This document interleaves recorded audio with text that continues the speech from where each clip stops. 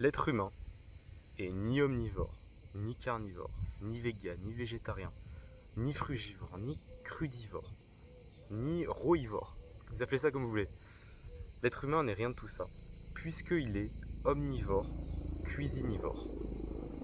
Je sais pas si ce mot existe, mais en tout cas c'est ma perception des trucs, et dans cette vidéo je vais te l'expliquer. Je poste du contenu sur les autres depuis un certain temps, je m'intéresse à la santé, j'adore ça, j'aide les gens, etc. C'est cool.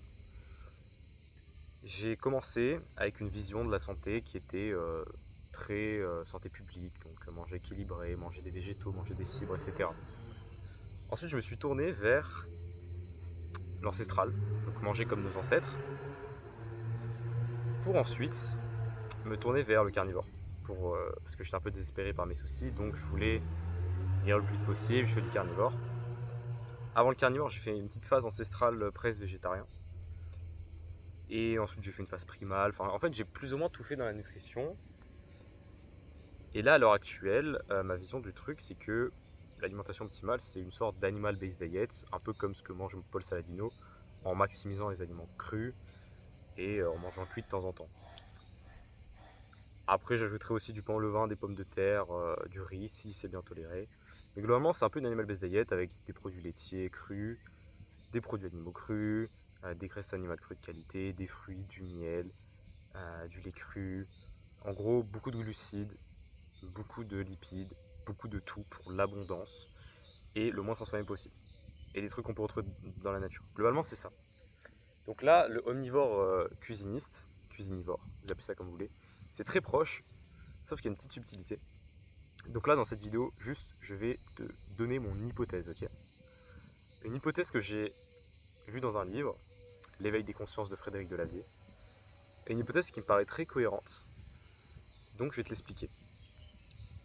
Dans l'histoire de l'humanité, à la base, on était frugivore. Ensuite, de la forêt, on est passé à la savane. Dans la savane, il y avait un peu moins de fruits. Donc, on a dû s'habituer à manger plus de viande, de gras, etc. Donc, on a évolué en fonction de ça. D'ailleurs, je crois en la théorie de l'évolution. Je ne crois pas en la théorie du créationnisme. Donc, voilà. Et aussi, ma vision est orientée vers ça, forcément. Donc, ensuite, on a été vers la savane. On a mangé ci, etc. Et ensuite, on s'est développé jusqu'à devenir des omnivores opportunistes, chapardeurs. Donc, on prenait sur certaines carcasses, comme on était un peu faible au début, on profitait de manger certaines carcasses. Et avec le temps, les évolutions, ensuite on s'est mis en civilisation, etc. Et là, on a consommé un peu de tout, on est devenu les omnivores qu'on est aujourd'hui. Donc, quand on entend les gens sur les réseaux et le discours que j'avais il y a un certain temps, c'est que on a un système digestif de carnivore. On est fait pour manger de la viande, on est fait pour manger plein de trucs, de la viande crue, etc. Mais quand on regarde un peu comment ça se passe la nature, en fait, comment l'évolution, comment les contraintes de mère nature s'appliquent sur les êtres vivants, tout est une question d'énergie. C'est-à-dire toujours rechercher à dépenser le moins d'énergie et en récupérer le plus possible. Parce que d'un point de vue survie, quand tu es en abondance d'énergie, bah, tu as plus de chances de survie. Forcément, ton corps il va tout faire pour atteindre cet aspect-là. Un exemple, les gens de l'Europe du Nord, ils ont des mollets qui sont beaucoup plus longs et beaucoup plus musculaires parce que quand ils bougent, ils veulent créer le plus de chaleur possible pour survivre au grand froid.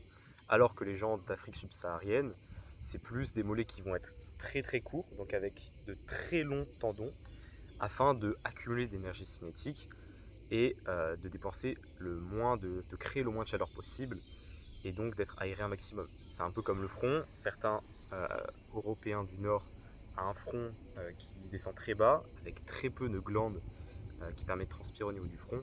Pareil, c'est une question de thermorégulation. Donc dans le froid, c'est pour survivre à son environnement. Et dans le chaud, c'est pour, pareil, survivre à son environnement. C'est que des adaptations. Et quand tu survis parfaitement à ton environnement et que tu es parfaitement emboîté dans ton environnement, c'est du moment où tu es en harmonie avec la dépense énergétique. Donc l'être humain, quelle est sa particularité comparée aux autres êtres vivants? Parce que quand j'étais carnivore, je comparais beaucoup les autres êtres vivants, forcément. Est-ce que dans la nature, j'aurais pu trouver ça? En fait, la particularité des êtres humains, c'est qu'ils ont un très très gros cerveau et qu'ils sont très très très intelligents. Donc je suis persuadé, en plus à l'époque on avait un instinct qui était encore très affûté, comme tous les êtres vivants pour le coup. Donc notre cerveau couplé à un instinct qui n'était pas encore influencé par tout cet artificiel, donc un instinct qui était parfaitement réglé, je pense qu'on a eu la capacité de se dire ok, bah si je prédigérais mon aliment, bah moi j'aurais pas à le faire. Donc je dépense moins d'énergie pour la digestion, donc je suis plus fort en fait. C'est à mon avis ce qu'ils se sont dit. Par exemple, les carnivores, enfin en tout cas nos ancêtres très très lointains qui étaient encore chasseurs-cueilleurs, ils avaient un estomac qui était beaucoup plus gros que nous et avec une capacité de produire de l'acide qui était beaucoup plus conséquente que nous maintenant. Avec les civilisations, etc., notre estomac il s'est rétréci. C'est-à-dire qu'il y a eu quand même des changements notables en fonction de la différente alimentation qu'on a appliquée. Donc à mon sens, on s'est dit, ok, pour ne pas tomber... Attends, il y a une voiture, je m'y pose. Ok, désolé pour la petite interruption.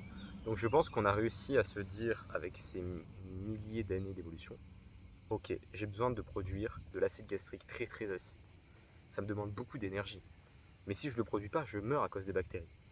Donc je suis sûr qu'on a eu la capacité de se dire, ok, mais si je mets mon bout de viande juste sur le feu, hein, sans forcément le cuire comme on peut le voir dans les poêles maintenant, dans des huiles de graines, hein, ça n'a rien à voir.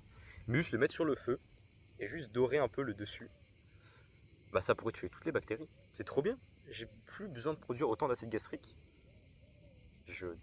J'économise de l'énergie. Et moi j'ai quoi à faire? J'ai rien à faire, je suis assis, juste comme ça. Donc je pense que on avait compris ça.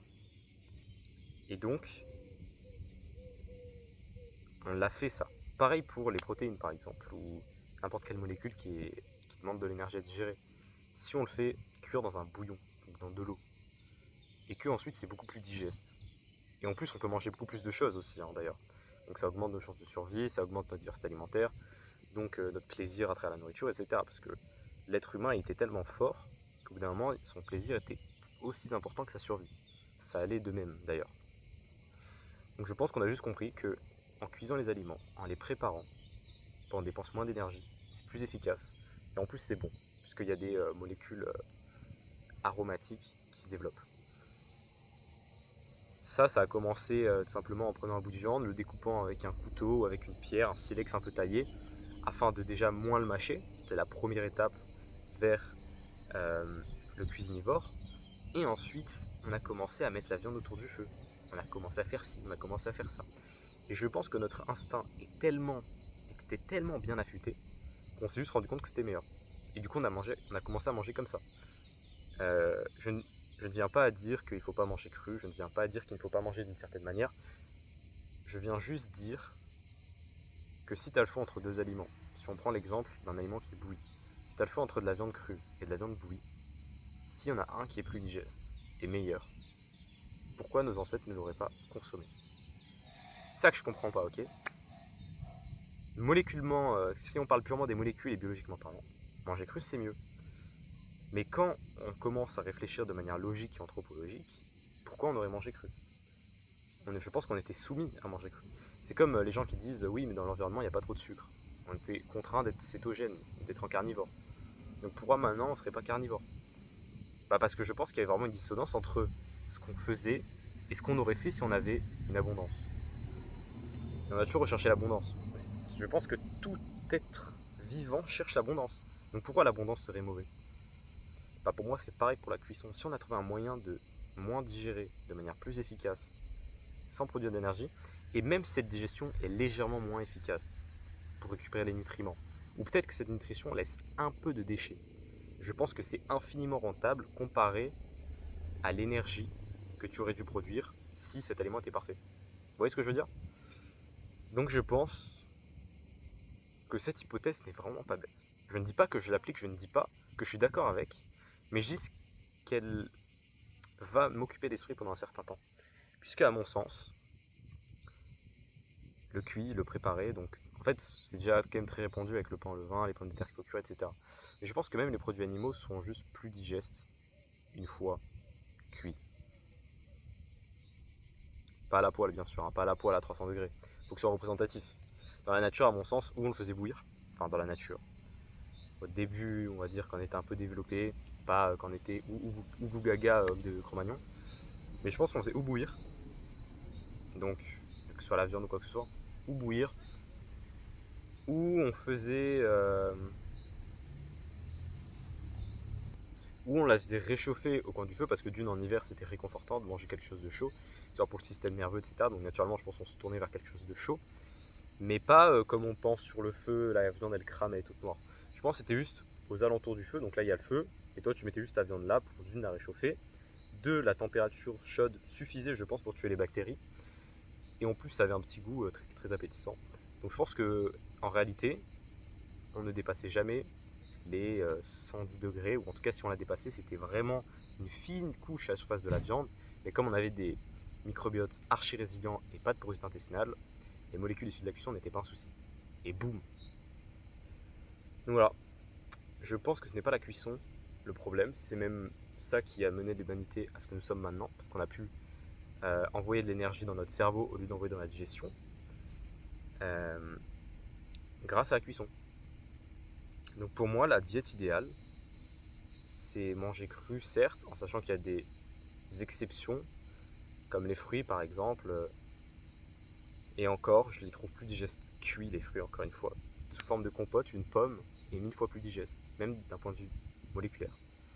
Donc je pense, ouais, on peut manger cru, ce n'est pas un souci, mais d'un point de vue évolutif, on est capable aussi de manger cuit.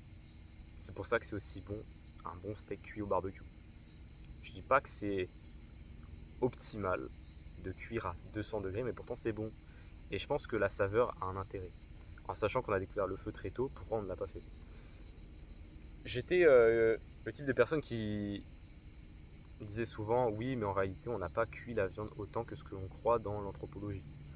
Et je suis d'accord, mais juste on la cuisait pas comme on le pensait. Juste on la réchauffait. Mais ça suffisait pour tuer les bactéries.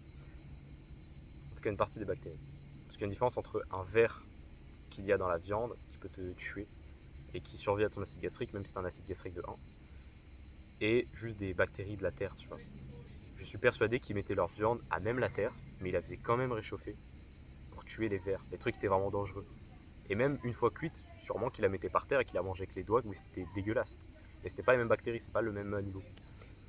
Et ouais, je pense que la diète optimale, c'est juste de ne pas dépasser 110 degrés. Et si c'est meilleur cuit, pas de manger cuit. Tadam. Voilà. C'est une hypothèse, je dis pas que je valide. L'hypothèse que je suis sûr qu'elle est validée, c'est animal based diet cru et ne pas dépasser les 110 degrés. Mais avec le temps, je me dis que même en fait, cuit tout, ça peut être intéressant. Et je pense que c'est l'essence de l'humanité. Je referai sûrement une vidéo pour confirmer mes dires. Mais ouais, je suis convaincu par ça. Allez, sur ce, ciao ciao.